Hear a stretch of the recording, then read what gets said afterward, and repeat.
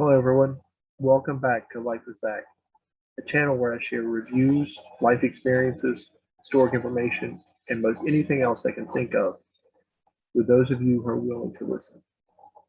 I'm Zach, your host extraordinaire, and today I will be talking about a recent trip I made to the Virginia Museum of the Civil War and the Newmarket Battlefield State Historical Park. This video will hopefully share some of the things I learned about the site. If you're looking for a description of the Newmarket battle, you need to find a different video, or better yet, visit the battlefield. On May 15, 1864, a Federal army under the command of Franz Sigel faced off against the Confederate army under the command of John C. Breckinridge. Breckinridge and the Confederates emerged as the victors after utilizing cadets from the Virginia Military Institute to help push back the Federal forces.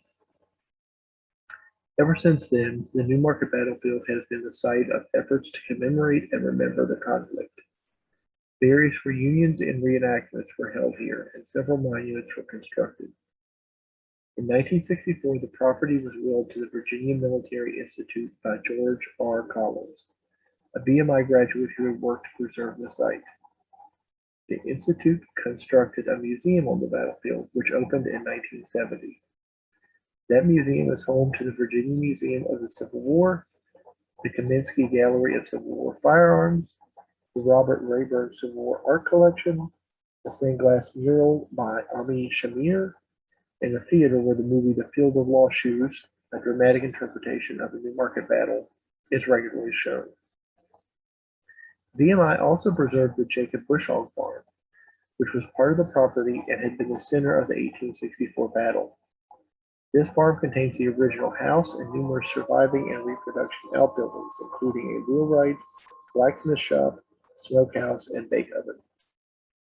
To visit the Newmarket Battlefield State Historical Park, utilize exit 264 off Interstate 81 for the town of Newmarket, Virginia. Then follow the signs to George R. Collins Parkway, which leads to the battlefield and museum. You're going to want to ignore the signs for what's known as the Military History Museum, which has a big blue sign on the left on the road leading into the battlefield. This is not part of the historical park. Instead, keep going on the road, go under a giant sign for the Virginia Museum of the Civil War, and you'll know you've reached your destination when you see the round Virginia Museum of the Civil War building. Park in the large lot beside the museum. There's space for cars, vans, buses, and RVs. A few picnic sites are also here. Accessing the museum building is relatively easy. Enter the main entrance, where you'll be in a lobby and should be greeted by the person at the desk. There's also a separate building outside with public restrooms and vending machines, and also public restrooms inside with a gift shop. There is a charge to enter the museum. The new one was $10 with various discounts for individuals. It's well worth the cost. However, there isn't a charge to visit the battlefield if that's all you want to see. Inside the Museum of the Civil War, you will see exhibits designed to share the experience of our country during this difficult conflict. It includes items related to not only the Newmarket battlefield, but also the VMI experience during the war, the role of Virginia, and the national experience. The exhibits are very well produced, so a few are dated. A new exhibit is in the center of the space about the Virginia experience specifically, but that is still under construction. Near this is the Kaminsky Gallery of Civil War Firearms, which contains hundreds of weapons used during the conflict, including repeating rifles, a Springfield rifle, early machine guns, handguns, all types of other things. So if you're really into firearms and weapons, be sure to check this gallery out. It's one of the biggest in the area, and it's really a unique collection.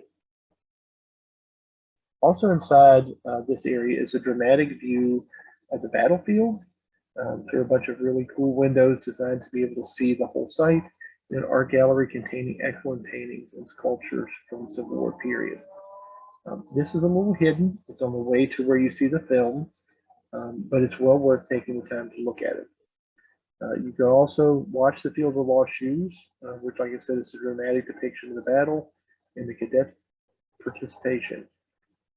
We didn't stop to see it when we were there, but it's a decent movie and worth spending some time to see because I've already seen it before.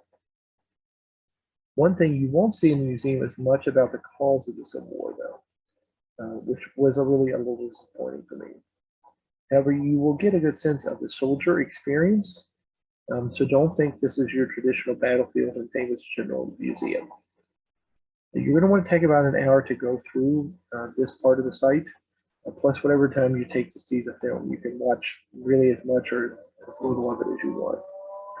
Once you're done inside, head outdoors to experience the battlefield itself. There are about 2 miles of mowed hiking trails. They're relatively easy to walk on. There's no rough terrain or anything like that. But there are some hills, especially on the one side of the battlefield. So be aware of what you can do before heading out.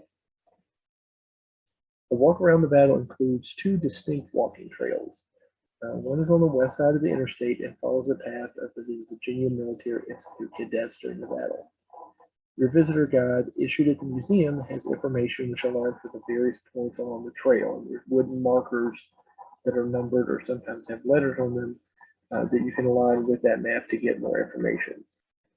The guide also has a map, so there isn't much of a chance of you getting lost or missing something as long as you have that. Now, the information on there is not really too much in detail. There aren't really long entries, so if you want to learn more, you're going to have to access your phone or something like that, but it does give you a good starting point. There are also several other wayfinding signs from the Virginia Civil War Trail, the Shenandoah Valley Battlefield Foundation, and the Newmarket Battlefield there for you to look at. This walking trail on the west side of the battlefield passes through the Bushong Farm. There you can enter most of the outbuildings, and you can also look at the house.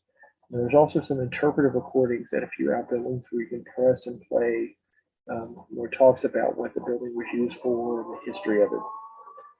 Now, the Bushong family called this farm home during the 19th and 20th centuries. Visiting here not only helps you better understand what went on with the family during the Battle of Newmarket, but also the history of all Valley families who farmed this area for over 2 centuries. And so it really is an expansion beyond just the Civil War narrative. There's also a spot where you can drive up to the farm.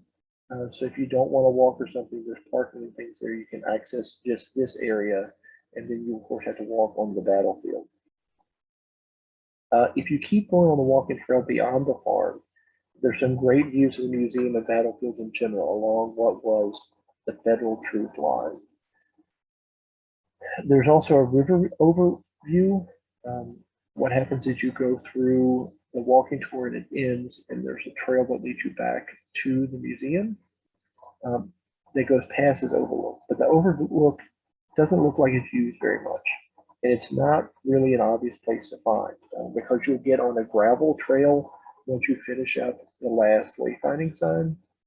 And that gravel trail leads you back to the Bushong Farm. But what you're going to want to look for is a dirt walking trail to your west, which if you're walking back towards the farm will be on your right. If you kind of go from the gravel through the grass in the little wooded area onto that trail, that goes right past the river overlook. Now, like I said, it doesn't look like it's used very much, or maybe isn't as popular anymore, but the views of the river are fairly good here. So if you're already walking in an area, you might as well stop. Now, there's a housing development down below that kind of ruins a little bit of your view. That you can see, you'll see the river and everything fine. You can still look down over the cliff. And there's a bunch of trees and overgrowth and things.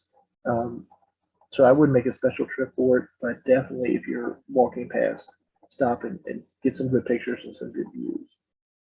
Once you loop around past the barn that goes with the Bushong Farm, we'll come back to where the house is. And you'll be able to access the other half of the battlefield. To do this, you have to go through a tunnel that goes under the interstate. Now, you used to think, oh God, this sounds sketchy or creepy. It's actually kind of cool. There's some skylights and things, and you know you're under the interstate. So you go through that, get on the other side, and you're going to find another walking trail. Now, this trail, I think, is kind of cooler than the other side because you're actually not just going after the cadets, but this time you're following Confederate units and federal units kind of in their footsteps along the battlefield. The cadets get a lot of attention here because this is a VMI site, but this is their chance to learn what else happened. The landscape and the walking trail really fit well together, so you're able to follow the flow of the battle pretty easily. You go out and you follow Confederate troops because that was from coming from the Confederate lines. When you come back, you'll follow the Federal troops along their advance. That's kind of a unique thing. It's pretty simple. The trail ends at the 54th Pennsylvania Monument, which is it's a pretty cool monument. And it's the only big one you're going to see during your time here on the battlefield. So be sure to stop and read about it and take some pictures. There's some information about its dedication and things there. So I would certainly recommend taking the time to visit the Newmarket Battlefield State Historic Park. It isn't really that famous of a battlefield compared to maybe like Manassas or Vicksburg or Gettysburg, but it's an important one, and you have an opportunity to learn about the Civil War without all the crowds and stuff that come to all the battlefields. In fact, this place is not horribly crowded. Parking is easy. There's easy access. The weather's usually pretty nice. The only time I would recommend maybe reconsidering a visit would be on the anniversary of the battlefield. They have a big reenactment and stuff, and thousands and thousands and thousands of people come. It's usually this like second or third weekend in May, so just check that out. And if you want to come to the reenactment, it's a good one. It's a great time to come to the battlefield. But if you just want to experience the battlefield and stuff without all of the living history people and the thousands of people that flock there, go on a different weekend, and you will definitely have a great experience without having to deal with crowds and people and stuff. Everything here is really beautifully cared for. The staff was great. I know a bunch of them. They're friendly and welcoming. If you have any questions, they'll definitely get answered either from the print material or by the people that work there.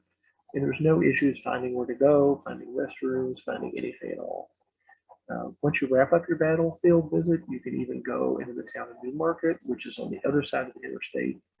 There's shopping there. There's great food. We went to the Jackson Corner Cafe, and it has a lot of Civil War history and community tied to the battlefield that you can learn about there. So it really is a good segue into the tale. I hope you enjoyed this review of the Newmarket Battlefield and the Virginia Museum of the Civil War. Thanks for watching my videos. Share your experience at this site or any questions or anything in the comments, including suggestions on where I might want to go next. You can also help me out a little bit by liking this video if you enjoyed it, and subscribe to my channel to see when new things come out. Well, I hope you have a great day.